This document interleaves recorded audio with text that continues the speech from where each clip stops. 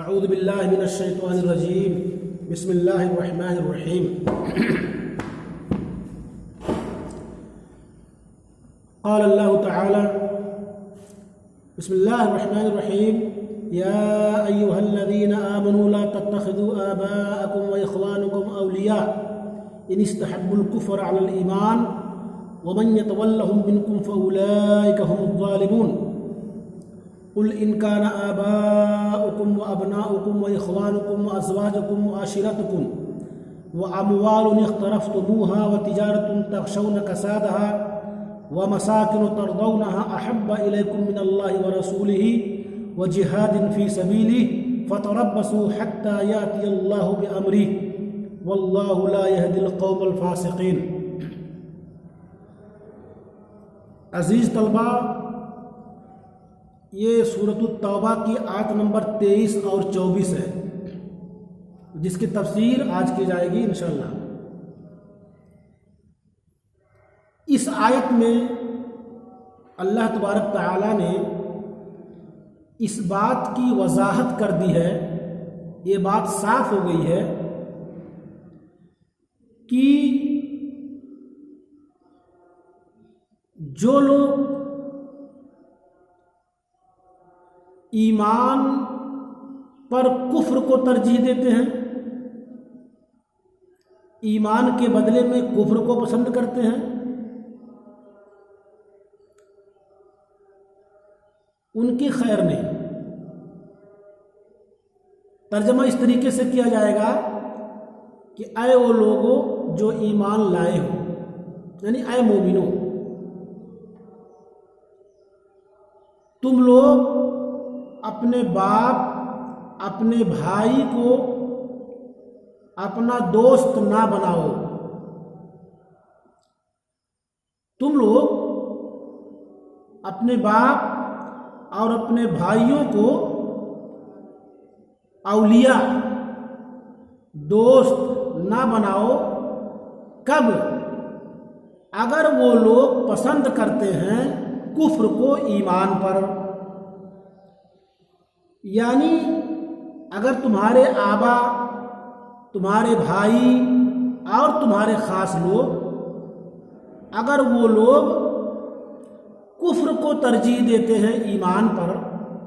کفر کو پسند کرتے ہیں،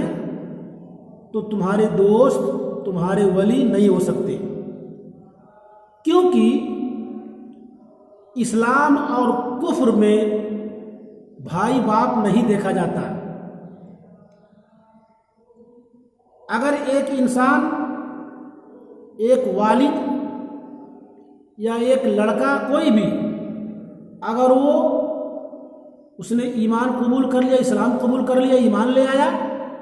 اور اس کا رشتہ دار چاہے بھائی ہو چاہے جو بھی ہو،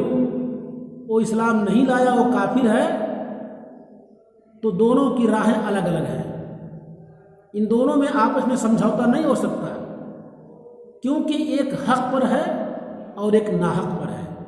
تو حق اور ناحق اکٹھا نہیں رہ سکتے. اس لیے اللہ نے فرمایا کہ اگر تمہارے باپ بھائی کفر کو پسند کرتے ہیں، وہ کافر ہیں، ایمان نہیں لائے، اور تم ایمان لے آئے ہو، تو ظاہر بات ہے دونوں کے راستے الگ ہو گئے. وہ تمہارے دوست نہیں ہو سکتے، تمہارے مددگار نہیں ہو سکتے، تمہارے اپنے نہیں ہو سکتے، کیونکہ ان لوگوں نے اسلام قبول نہیں کیا ہے. آگے اللہ نے فرمایا کہ وَمَن يَتَوَلَّهُم مِّنكُمْ فَأُولَٰئِكَ هُمُ الظَّالِمُونَ، اور جو تم میں سے ان کو اپنا دوست بنائے گا، جو بھی شخص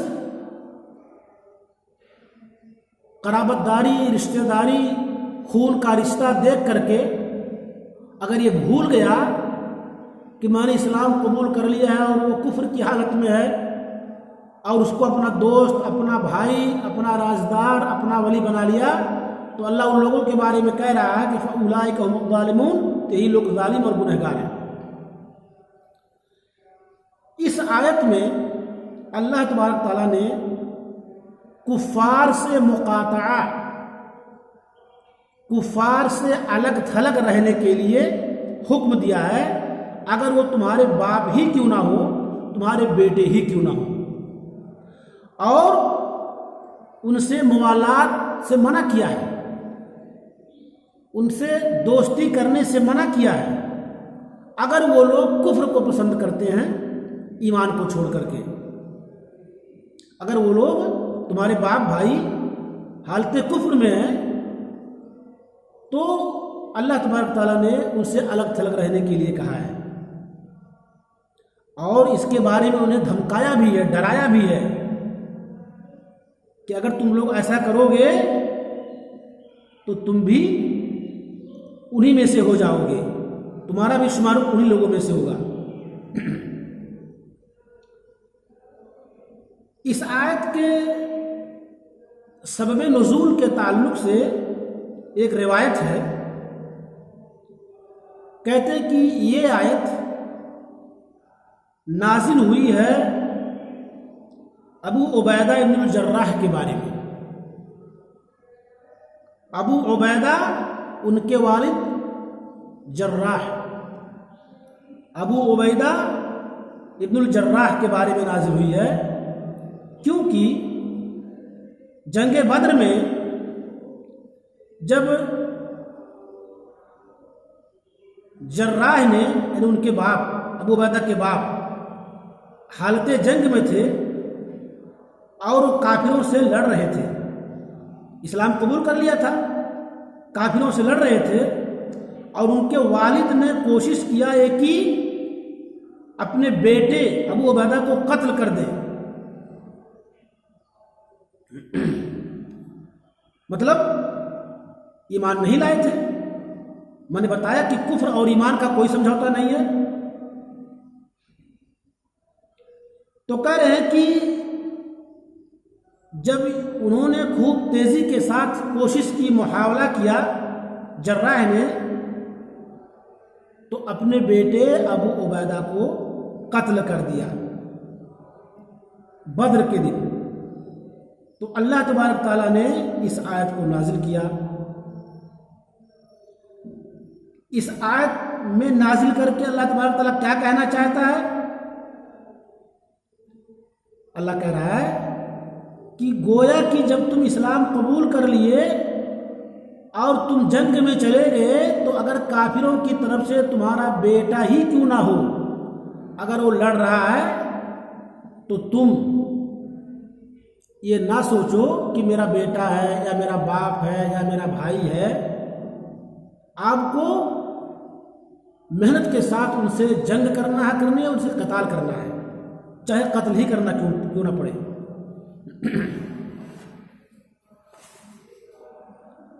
بہرحال اللہ تبارک تعالیٰ نے اس بات کو وضاحت کر دیا ہے کہ اگر کوئی شخص ایسا نہیں کرے گا، یعنی کافروں سے دوستی اور موالات یا رشتہ داری قرابت داری سمجھ کر کے ان سے سمجھوتا کر لے گا تو وَمَن يَتَوَلَّهُم مِّنكُمْ فَأُولَٰئِكَ هُمُ الظَّالِمُونَ، تو جو ان میں سے ان کو اپنا دوست بنائے گا تو گویا کہ وہ لوگ ظالموں میں سے اور گنہگاروں میں سے۔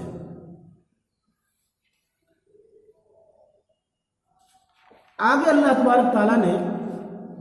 اسی آیت کے متشابہ ایک اور آیت نازل کی ہے۔ اس آیت میں کیا بتایا گیا ہے؟ اللہ تبارک تعالیٰ اگلی آیت میں ارشاد فرماتا ہے کہ اے نبی پاک آپ کہہ دیجئے قل ان کان آباؤکم، کہہ دیجئے کہ اگر تمہارے باپ و ابناؤکم تمہارے بیٹے، و اخوانکم تمہارے بھائی، و ازواجکم تمہاری بیویاں، و عشیرتکم تمہارے کنبے قبیلے خاندان، و اموال اقترفتموها اور تمہارے مال جو تم نے محنت سے کمایا ہے، اقترفتموها ای اکتسبتموها، جس مال کو تم نے محنت سے کمایا وہ مال، و تجارت اور تمہاری تجارت، تخشون کسادها جس کے گھاٹے سے تم ڈرتے رہتے تھے کہ گھاٹا نہ ہونے پائے، وَمَسَاكِنُ تَرْضَوْنَهَا، اور بلڈنگیں، گھر جس کو تم پسند کرتے تھے، تمہاری من پسند بلڈنگیں، احب الیکم، تمہارے نزدیک زیادہ محبوب ہو جائیں، من اللہ ورسولہ، اللہ سے اور اس کے رسول سے اور اس کی راہ میں جہاد کرنے سے، اللہ کی راہ میں جہاد کرنے سے۔ اب گویا کہ جن رشتہ داروں کو، جن قرابت داروں کو اللہ تبارک تعالیٰ نے اس آیت کے اندر شمار کر رکھا ہے، وضاحت کر دی ہے، گویا کہ یہ لوگ انسان کی نگاہ میں سب سے محبوب ہوتے ہیں، اور ہونا بھی چاہیے، کیونکہ والد کا حق کتنا ہے یہ تو آپ کو معلوم ہے۔ اگر تمہارے باپ ٹھیک ہے، باپ ہیں، بیٹے ہیں، بھائی ہیں، بیویاں ہیں، کنبے قبیلے ہیں، مال و تجارت ہے، مکانات ہیں، یہ سب چیزیں انسان کی ضروریات میں سے، ٹھیک ہے، ان سے محبت یہ طبعی ہے،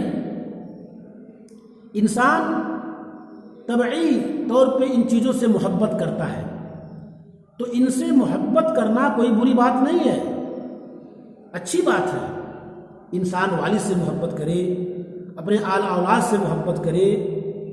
اپنے مال سے محبت کرے، تجارت سے، بلڈنگ سے، وغیرہ وغیرہ، یہ ان سے محبت کرنا انسان کی فطری عادت ہے، وہ کرے گا۔ لیکن سوال کیا ہے؟ سوال یہ ہے کہ اگر ان چیزوں کی محبت غالب آ جائے اللہ، اس کے رسول اور جہاد کی محبت پر، یعنی آپ ان کو ترجیح دیں اور اس کے بالمقابل میں اللہ کی محبت کم پڑ جائے، اس کے رسول کی محبت کم پڑ جائے، اور جہاد میں جانے کے لیے سست پڑ جائے انسان، تو گویا کہ آپ نے پہلے نمبر پہ ان لوگوں کو رکھا اور دوسرے نمبر پہ ان لوگوں کو رکھا، جبکہ ایسا نہیں ہونا چاہیے تھا۔ ایسی صورت میں اللہ فرما رہا ہے کہ اگر یہ ساری چیزیں تمہارے نزدیک پہلے نمبر پہ پسند کرتے ہو اور دوسرے نمبر پہ محبت اللہ، اس کے رسول اور جہاد سے ہے، فتربصوا، پس انتظار کرو، فانتظروا کے معنی میں ہے، فتربصوا فانتظروا کے معنی میں ہے، پس انتظار کرو، حتی یاتی اللہ بامرہ، یہاں تک کہ اللہ کے حکم سے آ جائے، یعنی عذاب آ جائے۔ یعنی اگر ان چیزوں کی محبت تمہارے دلوں میں ہے اور اللہ اس کے رسول کی محبت کم ہے، تو یہ بہت بڑا گناہ ہے، تمہارا ایمان کمزور ہے، اور ہو سکتا ہے کہ اس جرم میں، اس گناہ کی وجہ سے، اس کمی کی وجہ سے تمہارے اوپر اللہ کا عذاب بھی آ جائے۔ اللہ نے کہا فتربصوا، بس تم انتظار کرو یہاں تک کہ اللہ کا عذاب اس کے حکم سے آ جائے۔ اللہ اس کے رسول کی محبت انسان کو اولین درجے کا ہونا چاہیے، جیسے کہ اس تعلق سے ایک حدیث ہے، امام احمد نے روایت کی ہے، اس کے راوی ہیں زہرہ ابن معبد، اپنے دادا سے روایت کرتے ہیں، کہتے ہیں کہ ہم لوگ اللہ کے رسول صلی اللہ علیہ وسلم کے ساتھ تھے، اور اس کے بعد اللہ کے رسول حضرت عمر بن خطاب رضی اللہ تعالیٰ عنہ کے ہاتھ میں ہاتھ ڈالے ہوئے تھے، اور اس کے بعد صدیق عمر فاروق نے کہا کہ یا رسول اللہ، آپ میرے نزدیک میرے جان کے علاوہ سب سے زیادہ محبوب ہیں، میرے نفس کے علاوہ آپ میرے نزدیک سب سے زیادہ محبوب ہیں۔ کیا مطلب؟ یعنی مجھے سب سے زیادہ محبت میری جان کی ہے، اس کے بعد آپ۔ تو اللہ کے رسول نے کیا فرمایا؟ اے عمر سن لو، لا یؤمن احدکم حتی اکون احب الیہ من نفسہ، تم میں کا کسی کا ایمان اس وقت تک کامل نہیں ہو سکتا، مومن حقیقی طور پہ نہیں ہو سکتا، یہاں تک کہ میں اس کی نگاہ میں اس کی جان سے بھی زیادہ محبوب ہو جاؤں۔ آپ نے تو کہہ دیا کہ سب سے زیادہ محبت میری جان سے، اس کے بعد آپ سے ہے،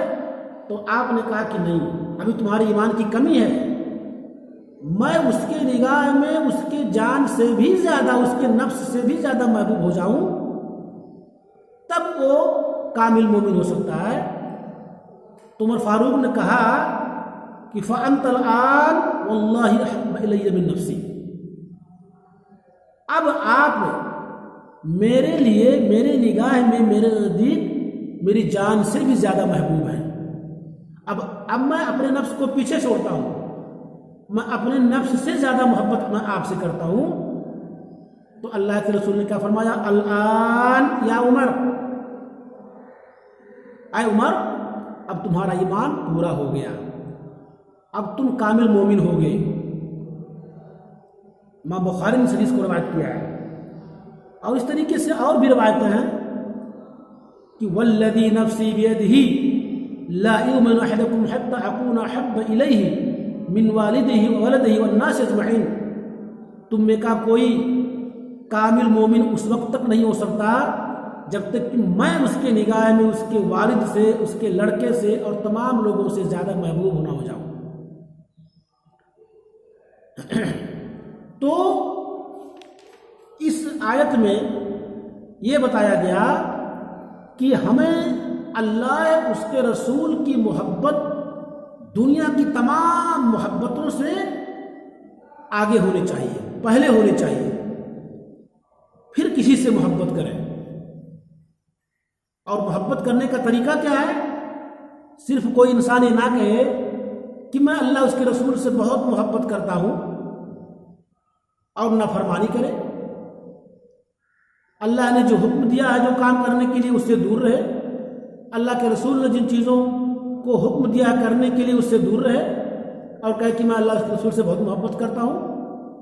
تو زبان سے صرف کہہ دینے سے، محبت کا اظہار کر دینے سے محبت نہیں ہو جائے گی، بلکہ آپ کو ان کے فرامین و ارشادات پہ عمل کرنے ہوں گے۔ جن چیزوں کا حکم دیا اس کو کرنا ہوگا، اور جن چیزوں سے منع کیا اس سے باز آنا ہوگا، تب آپ کہہ سکتے ہو کہ ہمیں اللہ، اس کے رسول سے بہت زیادہ محبت ہے۔ ورنہ صرف زبان سے کہنے سے محبت ظاہر نہیں ہوگی۔ اصل محبت دل سے محبت ہے۔ اللہ نے فرمایا واللہ لا یہدی القوم الفاسقین، اور اللہ تبارک و تعالیٰ فاسق قوم کو ہدایت نہیں دیتا۔ یعنی اگر جو لوگ جن کے دلوں میں نفاق ہے، فسق و فجور ہے، تو یہ ظاہری طور سے تو کہتے ہیں کہ ہم ایمان لے آئے، ہم اسلام لے آئے، ہم اللہ، اس کے رسول کے ساتھ ہیں، لیکن عین وقت میں اللہ، اس کے رسول کی محبت پھیکی پڑ جاتی ہے ان کی نگاہوں میں، اور ان کے رشتہ دار، اقربا اور تمام لوگوں کی محبت ظاہر ہو جاتی ہے، آگے ہو جاتی ہے۔ تو کہنے کا مطلب میرا یہ ہے کہ اللہ، اس کے رسول کی محبت تمام لوگوں کی محبت سے مقدم ہونی چاہیے، تب ہمارا اور آپ کا ایمان مضبوط ہوگا۔